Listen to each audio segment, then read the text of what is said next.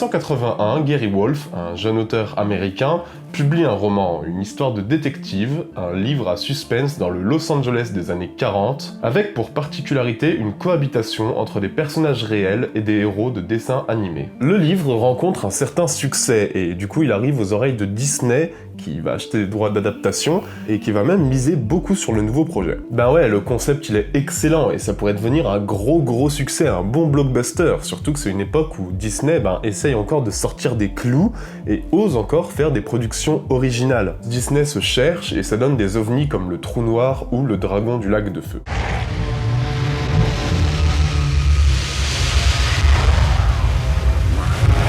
Du coup, Disney va chercher un coproducteur pour vraiment lancer le projet, et ça faisait longtemps qu'on n'avait pas mentionné son nom dans une de ses séries de vidéos. Évidemment, qui débarque ? Tonton Spielberg. Tonton Spielberg qui pose ses conditions, hein. Il choisit le réalisateur, il supervise la qualité du film et il veut en faire un gros budget. 30 millions de dollars plus précisément, ce qui fait de Roger Rabbit le film d'animation le plus cher de l'histoire à son époque. Il va proposer à Terry Gilliam de réaliser le film. Bon, celui-ci refuse, il a un peu peur du défi technique et du coup il va dire non, d'ailleurs il va le regretter un peu plus tard. Mais c'est pas grave, Spielberg il a d'autres copains dont un certain Robert Zemeckis qui lui par contre est hyper chaud et a une énorme ambition pour le film.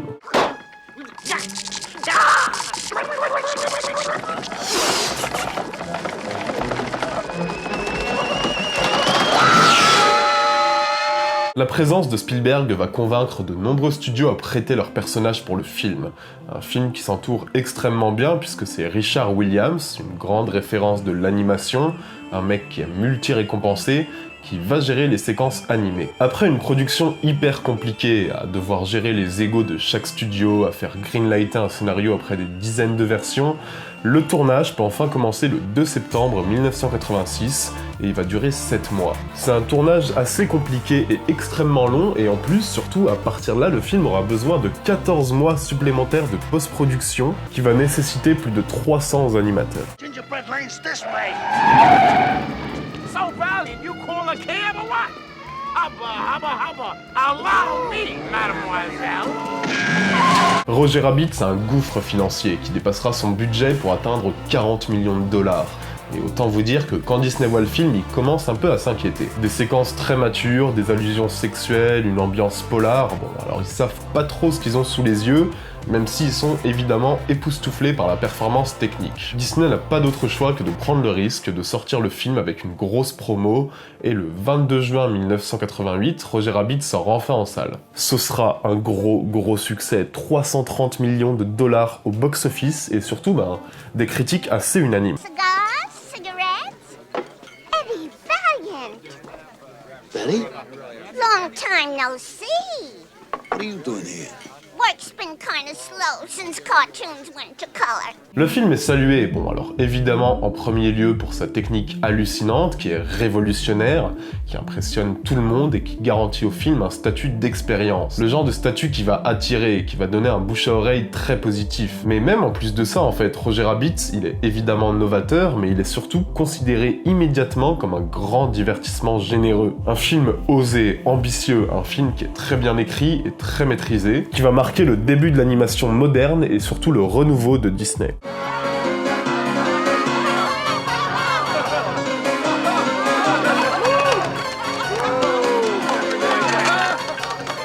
Roger Rabbit, c'est un plaisir de cinéma, c'est une comédie policière à la direction artistique géniale, un univers novateur marqué par un sens de la mise en scène ahurissant, mais aussi par un rythme effréné, et par des personnages tellement bien écrits qu'ils sont aujourd'hui rentrés dans la culture populaire. Bon, Jessica Rabbit en tête. Le pari est donc largement réussi pour Zemeckis, qui, malgré 1000 contraintes, nous livre un pilier du cinéma, qui a une large reconnaissance. Une influence qui se manifeste évidemment par des copies qui sont quand même plutôt souvent ambitieuses, parce qu'un film comme Roger Rabbit, même en moins bien, ça nécessite du temps et des performances de folie. Et c'est de ces films dont on va parler, c'est les mêmes, en moins bien.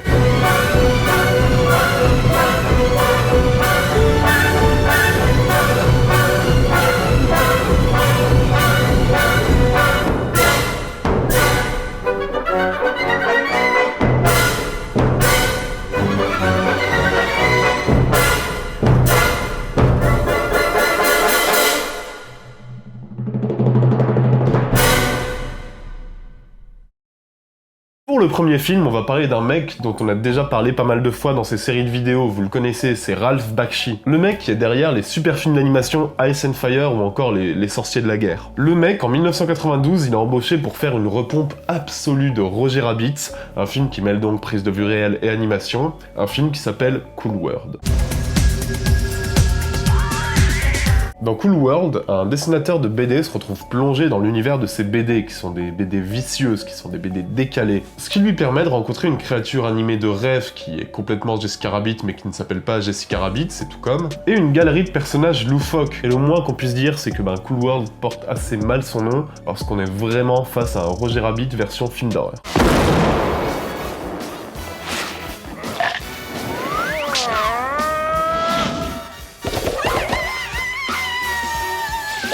Le monde de Cool World, il est sale, il est glauque, il est crade, il est vulgaire, tout y est que violence et vice quoi en fait.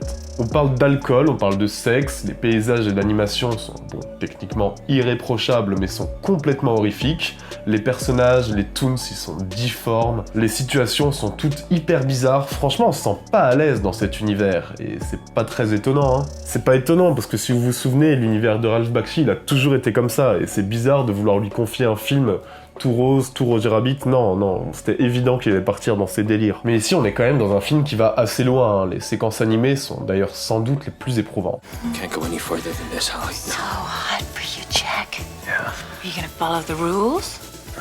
No. Or are you gonna follow your instincts? Yeah. Comme on l'a dit, le film se tient parfaitement en termes de technique et on est très loin d'avoir un tâcheron à la mise en scène. La direction artistique est très originale, même si elle est très adulte. L'animation, elle est nickel. On a droit à une bande-son de dingue avec du Bowie, avec du Moby. En fait, le problème, c'est plutôt les scènes de prise de vue réelle où on sent qu'en fait, le cinéaste, il ne s'amuse juste plus en fait. Toute sa maîtrise va disparaître. Il va filmer que de l'illustration sans folie et sans saveur. Heureusement, c'est pas des scènes très longues et on va très vite replonger dans Cool World où là, le film va reprendre immédiatement toute sa folie visuelle.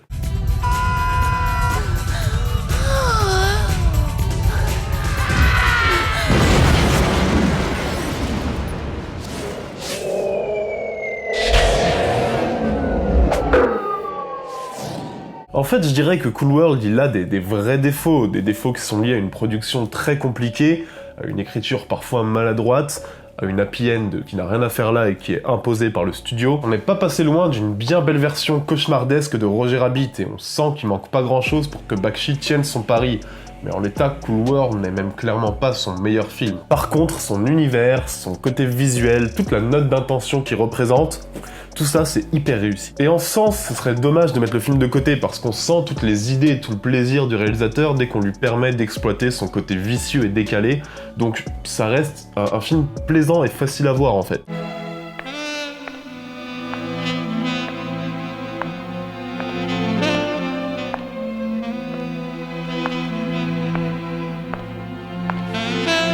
Ok, donc ça c'était Cool World, un film pour lequel j'ai quand même pas mal de sympathie malgré ses quelques défauts. Maintenant, deuxième film, on va parler de Monkey Bones, qui est une sorte de Roger Rabbit avec Brendan Fraser, et appliquant fidèlement l'équation selon laquelle un film avec Brendan Fraser part avec un très bon point d'avance, je me devais de vous en parler. Donc, Brendan Fraser, cet amour de Brendan, est un dessinateur qui se retrouve dans le coma, et pendant ce coma, il va plonger dans le monde dessiné qu'il a créé, il va rencontrer ses personnages, bon, vous connaissez la chanson, sauf que ces personnages, ils sont pas forcément bien intentionnés, notamment un singe particulièrement sournois, qui va s'emparer de son corps dans le monde réel. Piégé dans le monde animé, Brendan va tâcher de s'en sortir. Et ce film a deux gros atouts. Alors Brendan Fraser, ok, mais aussi son réalisateur Henry Selick, qui est un cinéaste que j'adore. C'est le mec qui a fait L'étrange Noël de Monsieur Jack et Coraline, et ici il va soigner tout son récit avec un sens de la mise en scène fou.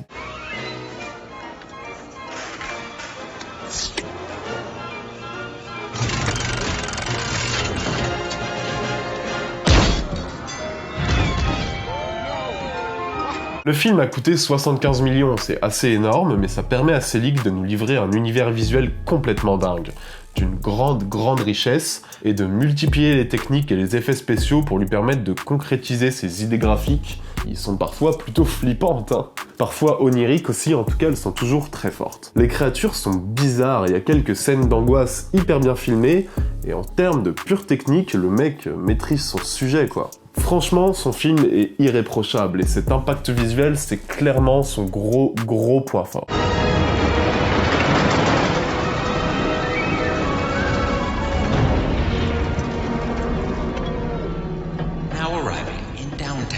La ville de Downtown, elle est vivante, elle est intrigante, bon, elle est parfois assez terrifiante, avec notamment un Brendan Fraser qui en fait des caisses et qui semble se faire plaisir, et ça c'est plutôt communicatif. Mais bon, le truc c'est que comme dans Cool World, il y a des petits défauts en fait, on sent quelques séquences qui vont être rajoutées ci et là par le studio, des séquences un peu en dessous qui vont trancher avec l'intelligence de l'écriture et la richesse des idées visuelles de Selig.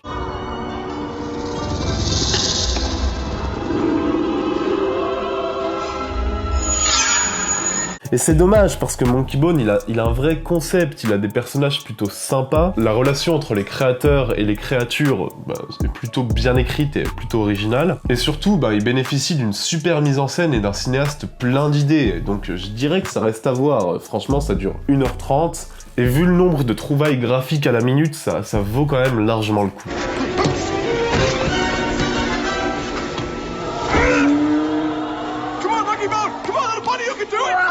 Okay, alrighty. Take it easy. Bon alors ok, troisième et dernier film de cette sélection, et je pense qu'on pourrait dire que c'est presque le meilleur en fait. Alors que j'adore les univers de Selig et de Bakshi, mais ce film il a vraiment beaucoup d'atouts pour lui, ce film s'appelle The Page Master.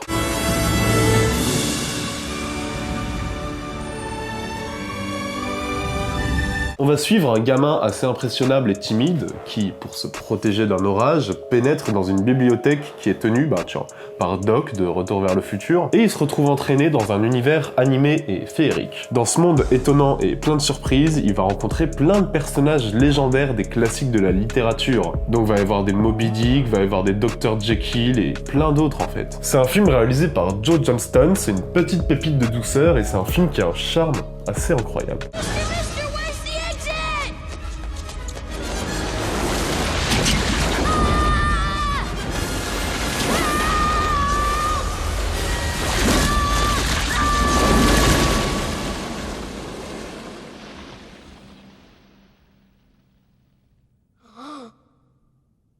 Je trouve l'idée et le pitch extrêmement sympathique, et là, contrairement à Cool World et Monkey Bones, l'idée n'est pas de faire un truc qui lorgne vers le glauque. On va pas essayer de créer un univers dérangeant et morbide, non, ici on est dans une fable d'aventure qui est bienveillante, qui est douce, qui est tendre. Une sorte de ode à l'imaginaire qui donne envie de lire chaque bouquin qui apparaît à l'écran. Si on ajoute à ça des musiques hyper belles de James Horner, vous savez, le mec qui a quand même fait Titanic, et une mise en scène qui est plutôt inspirée, on a tout pour avoir un super film sans grand défaut. Devil of the Deep, the White Whale, Moby Dick.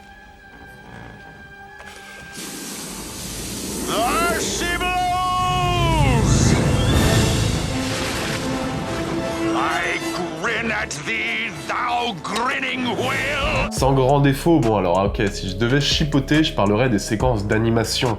Parce que si dans les films cités précédemment c'était quand même le gros point fort, ici je dirais que c'est propre mais que ça manque un peu de parti pris, ça manque un peu de folie dans l'animation. Ça manque d'idées graphiques, la direction artistique est moins folle, elle est plus sage. Et c'est dommage parce que dans ces séquences réelles, par contre, Joe Johnston il est à l'aise, il convoque toute une imagerie de conte assez plaisante et une galerie de personnages qui fonctionne. Et j'aurais aimé retrouver cette maîtrise dans l'animation. Après, c'est pas moche, vraiment, c'est très loin d'être laid, c'est très loin d'être moche, c'est juste que ça manque d'une espèce de petite folie supplémentaire.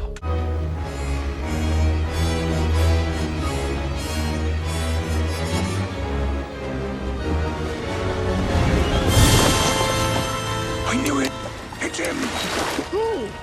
The meanest blackguard and pirate that ever sailed the seven seas.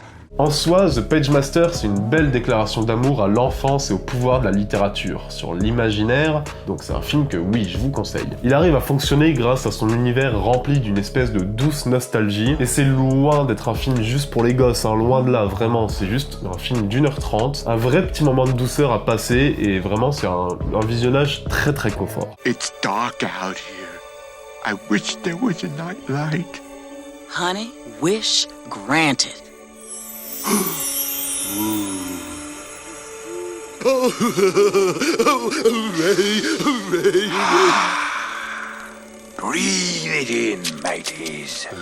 This be the land of adventure. You can lay to that. Bon, vous avez vu, j'ai pas parlé du film Les Looney Tunes passent à l'action, même si bon, il y a encore Brendan Fraser et que ce film, je l'ai pas trouvé si mal en vrai. Je l'ai même trouvé très facile à revoir, malgré un aspect très enfantin, mais bon, dans le rythme et dans la direction artistique, ça marche bien mieux que ce que je craignais en le revoyant. Donc en fait, si, j'en parle en fait, je fais juste une brève aparté pour vous rappeler l'existence de ce film. Un film qui est juste très très loin d'être honteux, qui est juste pas un grand film, c'est vraiment, pour le coup, c'est vraiment juste Roger Rabbit en moins bien. Hein. Well, this is surreal. Stop our fire!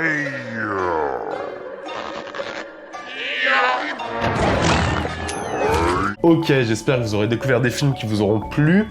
Dans la prochaine vidéo, les gars, c'est encore comme d'hab, vous qui choisissez en commentaire le concept. On va parler de Saw en mieux ou de Gremlins en moins bien.